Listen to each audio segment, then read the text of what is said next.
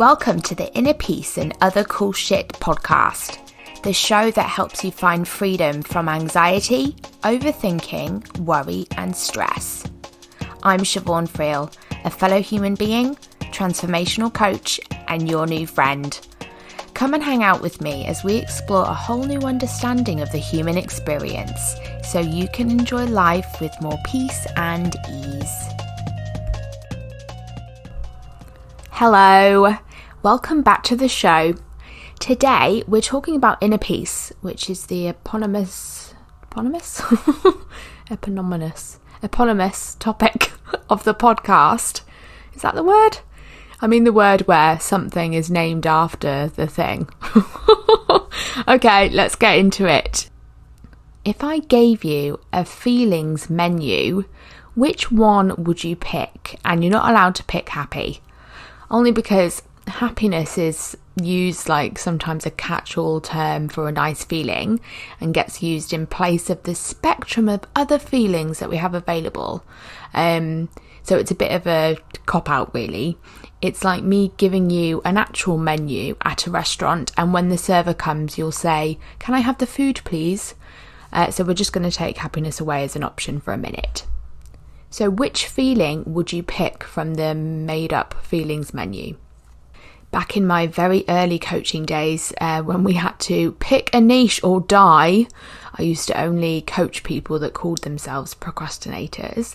And when I would ask them what feelings they would pick, they would choose motivated, inspired, or energized as their feeling.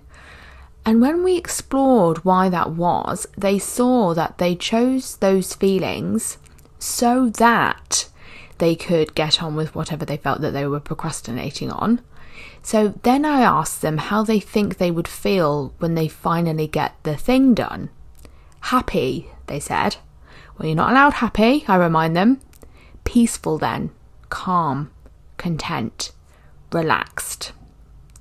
So many of us would choose peaceful or one of its feeling cousins as our feeling because it just feels really fucking nice, right? So why aren't more of us feeling more peace more often if that's what we want? Well, it looks to me like we're all trying to feel more peaceful, but we've misunderstood where peace is, where it can be found. Many of us think that peace can be found once we've done all the things that we think that we need to do and sorted out all the things that need sorting out. It looks like we can't feel peaceful when there's still tons of laundry to do, or we have multiple unfinished work projects, or we need to get that mole checked, or we aren't on the housing ladder yet, or our kid needs to be toilet trained, or we need to do a PhD, or at the very least a Microsoft Excel course. And we simply must find and execute our life purpose. It really looks like we need to do all of those things and many others before we can feel peaceful. So quickly check in with yourself right now and ask yourself, what's stopping you from feeling more peace and calm and contentment? I'll just give you a moment here. Okay, that's enough. Often if I ask people that, they surely don't need long in order to find what they think is holding them back from feeling peace. It normally bubbles up straight away. So when I asked that question, if you named an outside condition which needs to be different, or a situation that needs to change somehow before you can feel peace, then congratulations, you are a normal human. Yay! But peace isn't a state that we arrive at once we've completed a bunch of chores and remedied the various existential crises? I don't know, I can't speak today. That we all lurch between as part of the human condition. So what if peace is actually our natural state? What if the inner peace is a massive clue that it's already inside?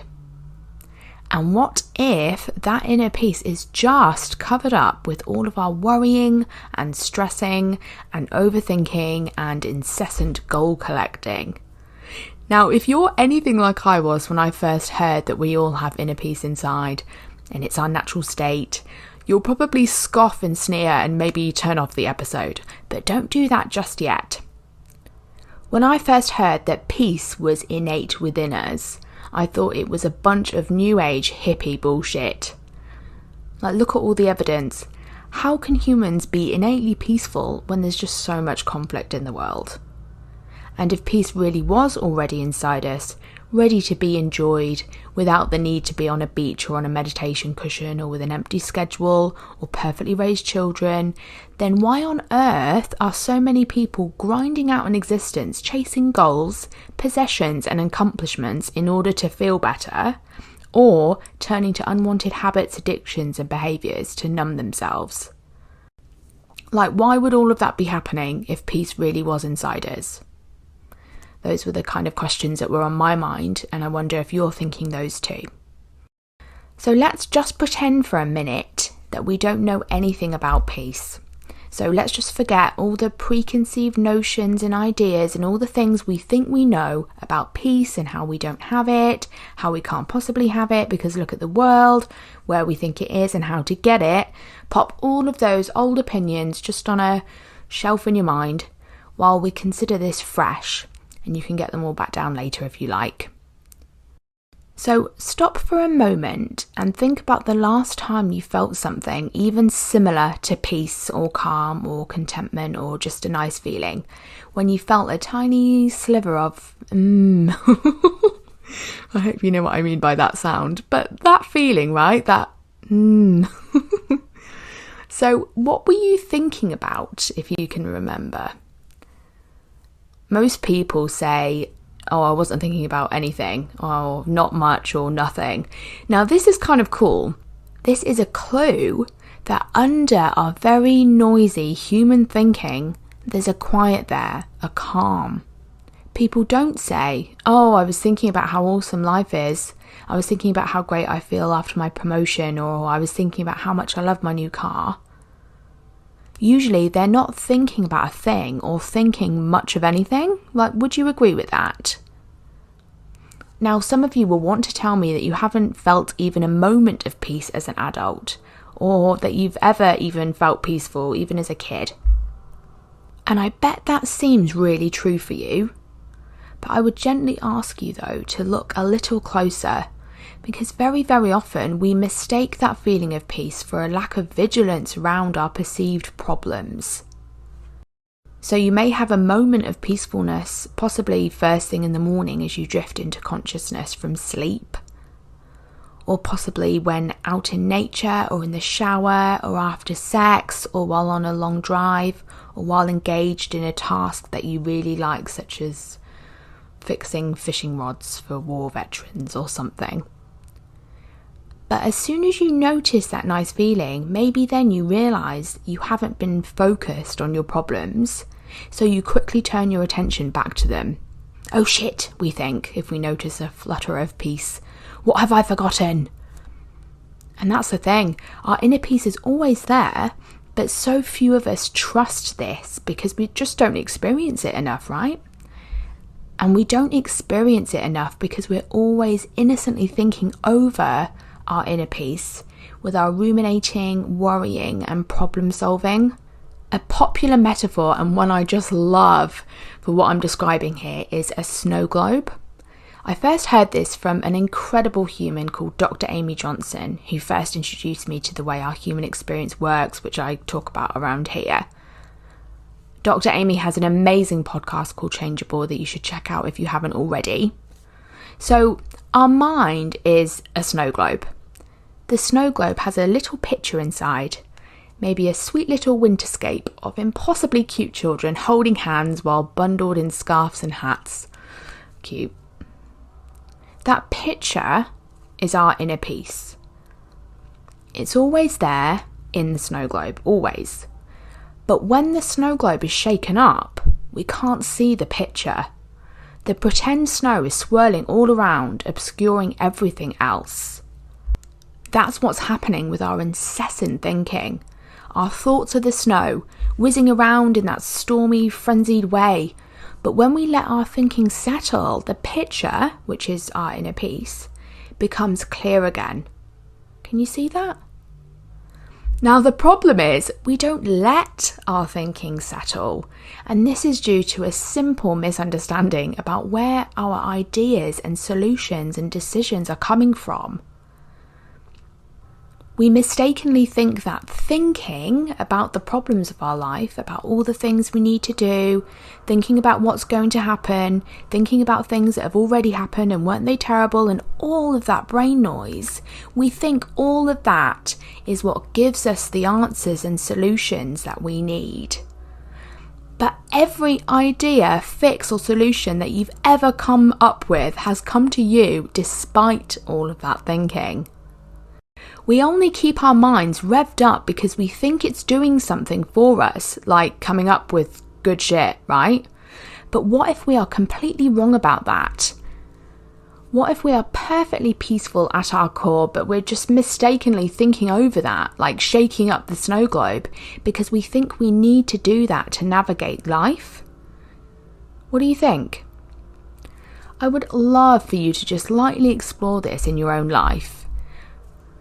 Most people can think of a time when a solution has come to them like out of the blue, like when their mind was quieter, or the issue they were grappling with earlier just doesn't seem like a real problem anymore.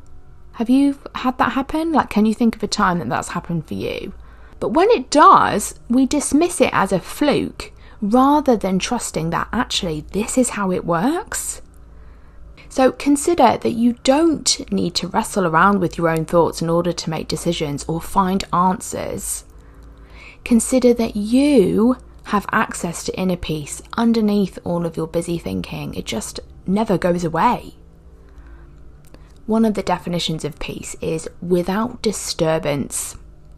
Isn't that just kind of perfect? We are disturbing the innate quiet of our mind with all of our overthinking. But when we come to see that the thinking isn't the thing solving our problems, we may find it easier not to get pulled into it. Okay, if you were only half listening to all of this because you were ruminating on a thing that someone said to you yesterday, then let me sum up for you. Inner peace is innate within us all. It's our natural state before we disturb it with our worrying, planning, and overthinking. That same worrying, planning and overthinking is not the thing that is helping us find solutions or solve problems. That comes to us despite being up in our heads. So if you're still skeptical about this, then good. You should be. Don't just take the word of some British chick talking about snow globes. Anxious Alice is our friend from previous episodes, and she thinks she's anxious because of her busy job with challenging deadlines and an arsehole boss. So Anxious Alice is sceptical when we chat to her about how she already has inner peace and it's just covered up with her speedy thoughts. She tries to recall a time when she last felt the moment of calm that I asked you all to look for, but she gets a blank. She thinks her mind is always racing, and that's okay. However, a few days later, Anxious Alice is bringing the washing in from outside, and she notices how beautiful the sky looks as the sun starts to set. She momentarily feels that delicious calm feeling, the one I described as And then she notices that as soon as she noticed it, her thoughts started running wild again. So it went something like this for Anxious Alice.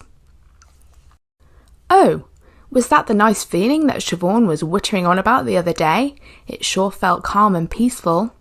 But what's the point in that though? It only lasted about a second, when most of my day, my thoughts are whirring around and my heart is racing. What's the point in a measly second of peace every now and then? It's like trying to wash a load of laundry with just one droplet of water. Speaking of laundry, I really must get this inside and packed away, and I still have to get the lunches ready for tomorrow, and.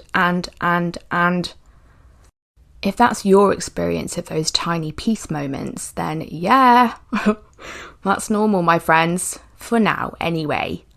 But see how Anxious Alice went from not being able to recall a single moment of calm and then experiencing it a few days later, even though her mind very quickly filled back up again? Like, that's good, and that's okay. We're not used to looking towards the calm. we're used to focusing on the content of our thoughts, which covers up the calm. But just like anxious Alice, when we start to get curious about our inner peace, we'll start to see it more and more. So I looked this up and it's called the Baader-Meinhof phenomenon. I'm not sure if I pronounced that right. As you know, my pronunciation is terrible today. And it's otherwise known as the frequency illusion. This phenomenon occurs when the thing that we've just noticed, experienced or been told about suddenly crops up constantly. Like an example that's often said is when you want to buy a new car and then you see that car everywhere. So let's see if this works for looking towards our inner peace. So I would love for you to just allow yourself a week off, right? A week off your usual opinions about the importance of wrestling around with your thoughts and how you can't possibly be peaceful at your core. Take a break from all of that and consider that what I'm talking about here might be true. Look for it yourself and I wonder what you'll see. Because wouldn't it be kind of cool if it did work this way? Okay, that's it from me. Bye! Thank you so much for listening. This is the part where I ask you to share, review and subscribe to the show. So if you go and do that, I would absolutely love it. If you have thoughts or questions or insights about this episode or anything really, come and share them with me on Instagram at Siobhan Friel or visit me at siobhanfriel.com. See you next time.